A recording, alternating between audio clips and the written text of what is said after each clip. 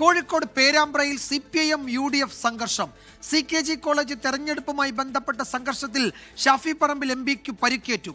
കണ്ണീർ വാതകം പ്രയോഗിച്ചിട്ടും പ്രവർത്തകർ പിരിഞ്ഞു പോകാത്തതോടെ പോലീസ് ലാത്തി വീശി.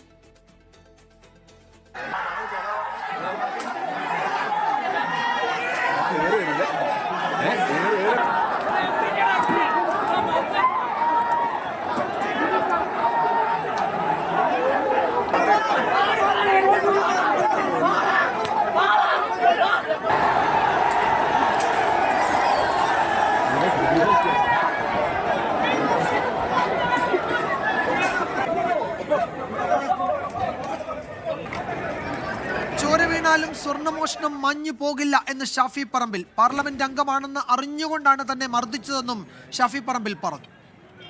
ഈ മർദ്ദനത്തിനും ചോരയുടെയും പിന്നിലെ കാരണം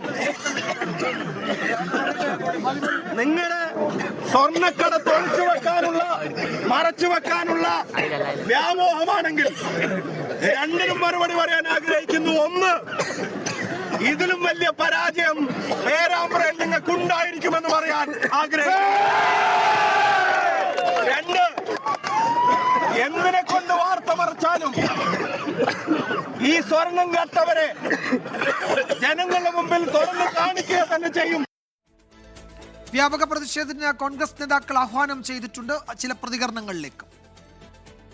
ഇന്ന് UDFിലെ പേരാമ്പ്ര മേഖല ഹർത്താലായിരുന്നു. വൈകുന്നേരം അതൊരു പ്രതിഷേധ പ്രകടനം, സമാധാന പ്രകടനം, ആ പ്രകടനം UDF നടത്തി പേരാമ്പ്ര ടൗണിൻ്റെ ഹൃദയഭാഗത്തേക്ക് പ്രവേശിക്കാൻ പോലീസ് അനുവദിച്ചില്ല. ആയുധങ്ങളുമായി ഒരു ഭാഗത്ത് CPMകാർ, ഇപ്പുറത്ത് പോലീസ് തടയുന്നു പ്രകടനത്തെ. സംഘർഷാവസ്ഥ വന്നു. ബഹുമാനപ്പെട്ട MP ഷാഫി പറമ്പിൽ ഞാനും ഒരു യോഗത്തിൽ കൊയിലാണ്ടിയിൽ പങ്കെടുത്തുകൊണ്ടിരിക്കുകയായിരുന്നു. അപ്പോഴാണ് വിവരം പറഞ്ഞത്. ഞങ്ങൾ അവിടെ എത്തിയപ്പോൾ പ്രൊവോക്കഡായ മോബാണ്. പ്രവർത്തകരാകെ വളരെ വളരെ വളരെ പ്രതിഷേധിച്ച് നിൽക്കുകയായിരുന്നു. അവരെ ശാന്തമാക്കുകയാണ് MP ചെയ്തത്.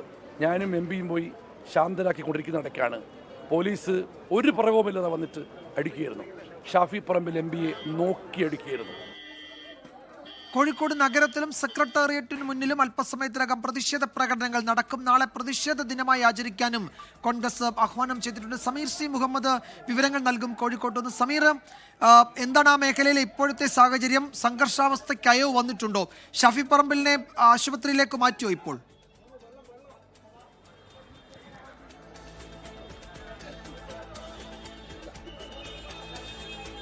വിജയകുമാർ, സംഘർഷത്തിന് നേരിയ അയവ് വന്നിട്ടുണ്ട്.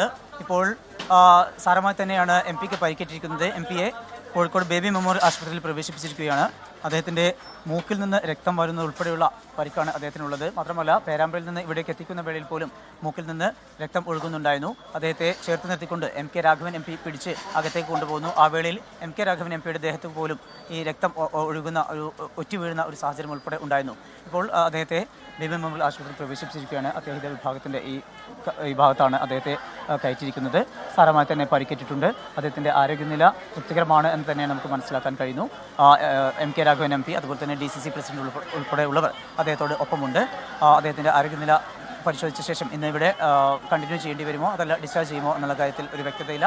അതുമായി ബന്ധപ്പെട്ട് ആരോഗ്യ മേഖലയുമായി ബന്ധപ്പെട്ട് ഡോക്ടർമാരുടെ ഭാഗത്തു നിന്നുള്ള ഒരു പ്രതികരണം നമ്മൾ പ്രതീക്ഷിക്കുന്നുണ്ട്.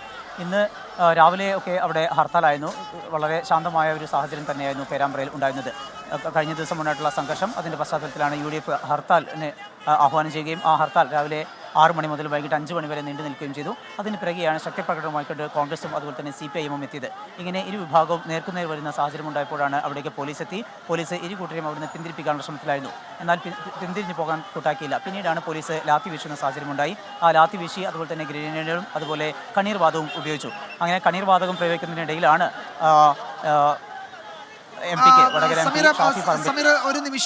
ലോകത്തെവിടെയായാലും ഏത് സമയത്തും 24 വാർത്തകളും ഓഗ്മെന്റഡ് റിയാലിറ്റി പാക്കേജുകളും എക്സ്പ്ലെയിനറുകളും വിശദമായി കാണാൻ ഞങ്ങളുടെ YouTube ചാനൽ നിങ്ങൾക്ക് സബ്സ്ക്രൈബ് ചെയ്യാം.